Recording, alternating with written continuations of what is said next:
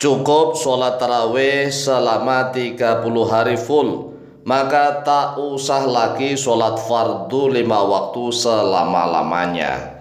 Karena ada hadis yang bohong, yang dusta atas nama Nabi Muhammad SAW yang selalu disampaikan oleh para ustadz, bahkan oleh para kiai, di mana-mana menyampaikan satu hadis bohong, hadis dusta yang mengatasnamakan Nabi Muhammad SAW. Katanya nih, hadisnya diriwayatkan dari Sayyidina Ali bin Abi Thalib bahwa Rasulullah SAW ditanya tentang fadilah tarawih di bulan Ramadan. Ini kan hadis bohong, dusta. Dari mana bohong dan dustanya? Lawang zaman Kanjeng Nabi itu belum ada tenar istilah tarawih, nggak ada tarawih, nggak ada.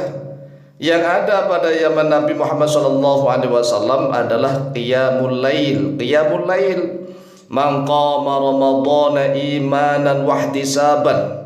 Jadi man qama qiyamul lail, yang ada hanyalah istilah qiyamul lail, tahajud, hajat, itu ada pada zaman Nabi Muhammad SAW.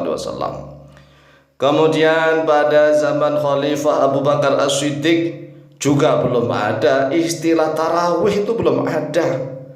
Sayyidina Abu Bakar As-Siddiq menjadi khalifah kurang lebih selama 2 tahun setengah, nggak ada istilah tarawih. Baru setelah pada zaman Sayyidina Umar bin Khattab radhiyallahu an ada istilah tarawih. Nah, di dalam hadis yang dimaksudkan dimuat di dalam kitab Turatun Nasikhin itu menjelaskan fadhailut tarawih.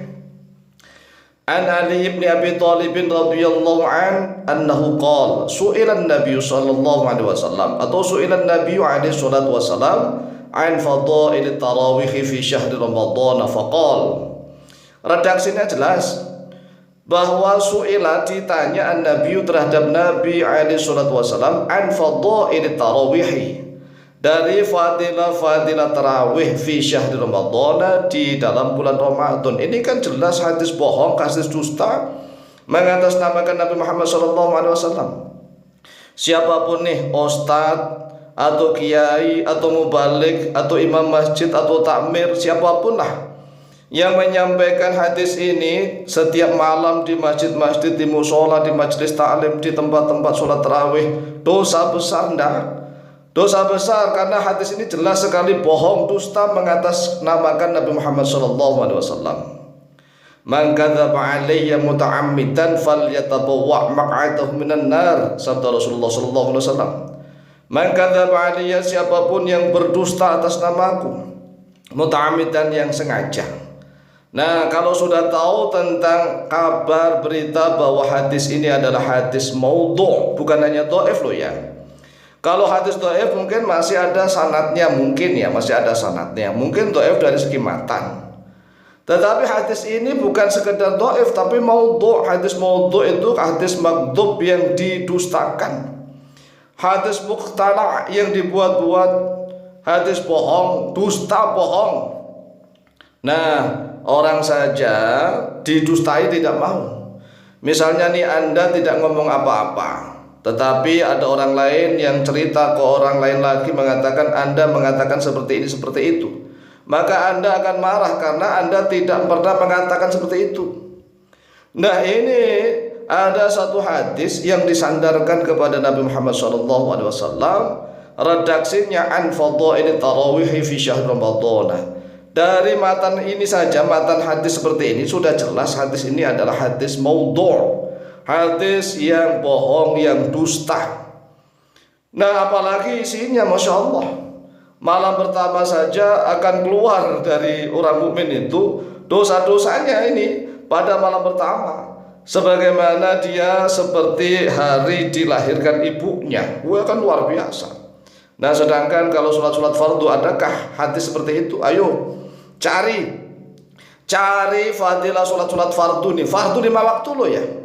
Lah, ini ada sholat sunnah yang dikerjakan pada masa Khalifah Sayyidina Umar bin Khattab tetapi dibuat-buat hadis maudhu', hadis palsu. Masya Allah.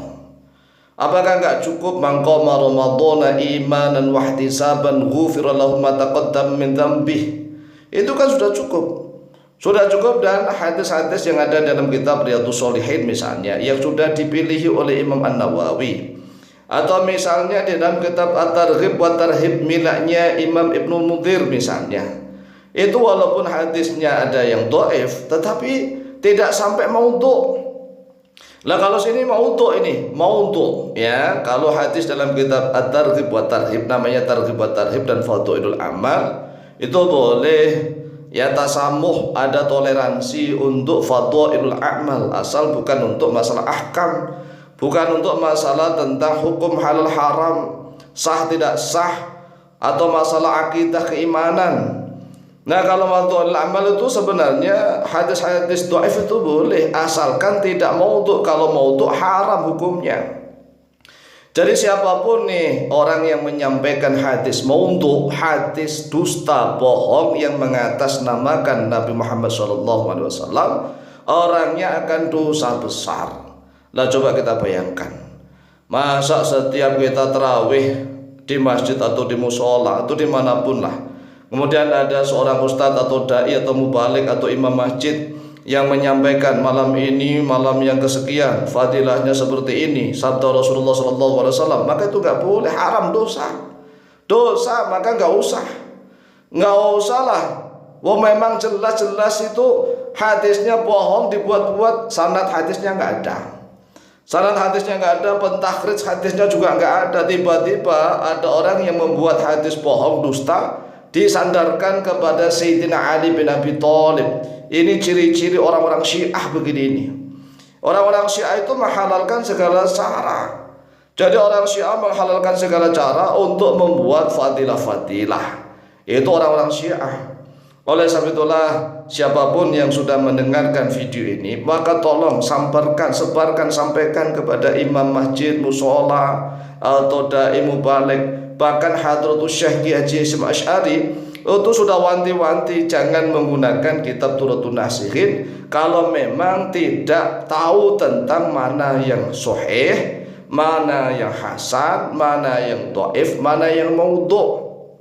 Itu Hadratus Syekh Ki Haji Hasyim Asy'ari sendiri, kalau beliau adalah seorang ulama ahli hadis. Oleh sebab itulah jangan terlalu ngeyel-ngeyel. Kalau ngeyel-ngeyel ya terserah, yang penting kami sudah menyampaikan mana yang hak, mana yang batil. Masalah anda semua mau mengamalkan, meninggalkan hadis maudhu' ini, itu urusan anda. Yang penting tugas kami adalah menyampaikan. Demikian, semoga manfaat dan barokah. Lebih dan kurangnya mohon maaf. Akhirul kalam, wallahu muwaffiq ila aqwamit thoriq. Wassalamualaikum warahmatullahi wabarakatuh.